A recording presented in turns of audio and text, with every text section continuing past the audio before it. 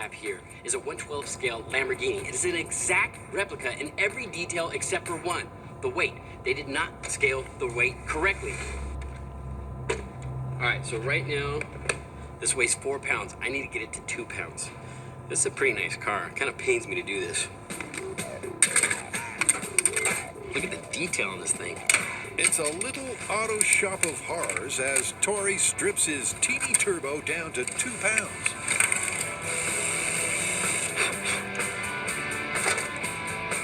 You're probably thinking to yourselves, it's not aerodynamic anymore.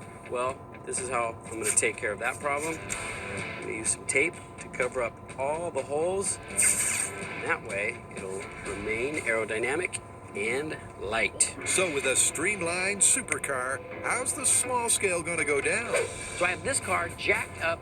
All I need to do is hit the gas and then stick this car underneath the wheel, which will fire it out just like a baseball pitching machine. It'll go down the track, into the trough, and skip across the water. At least that's the plan. I haven't really tested this yet. As a final touch, Tori adds a bike speedometer to track the speed of the car when it's pushed into the wheel. First things first, we're gonna set it up just like in the movie, with a slight ramp and a scale car going at a scaled 50 miles an hour. Now, if it fails like our field test, then we know our scaling is accurate.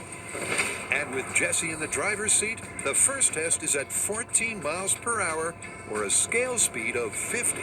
Here we go with 3, 2, 1. Wow, that was exciting. Maybe not, but off the ramp at 50 miles per hour, the car noses into the water, just like the full scale. All right, so my theory is that we need to ditch the ramp and have the car come into the water at a lower angle. So for this next test, we're gonna do it at myth speed, 50 miles an hour or scale speed of 14 miles an hour. And we won't have the ramp, so we'll see if it works any better. 3, 2, 1. Woo! That was cool. Indeed it was. That was a small-scale car skip. Now, without the ramp going at 50 miles an hour, the car skipped. I mean, eventually it sank, but it did skip. So it's obvious the ramp is a hindrance. The shallower the angle of attack, the better for this. And I think if we get the car going fast enough, we're gonna get that little Lamborghini to skip the whole way. You ready? Ready. All right, go ahead and hit it. So to do that, they upped the test speed to 20 miles per hour, or 70 scale. 20 miles an hour. All right, let's check the high speed.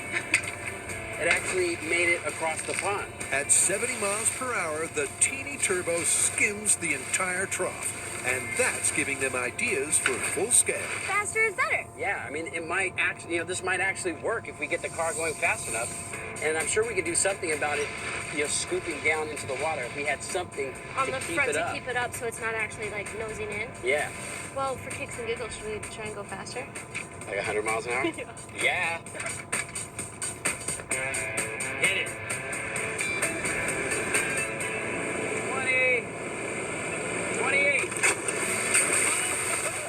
Holy crap. Tori's right. At 100 miles per hour, the model car skips and would skip again, except it runs out of trough. Check out this high speed at 28 miles an hour, which is 100 miles an hour for a real car. The car is skipping across the water, which means speed is going to be a huge factor when we go to do this full scale. But this is just small scale. I mean, this is a toy we're using right now. When we go to full scale using a car weighing 2,600 pounds, who knows what's going to happen?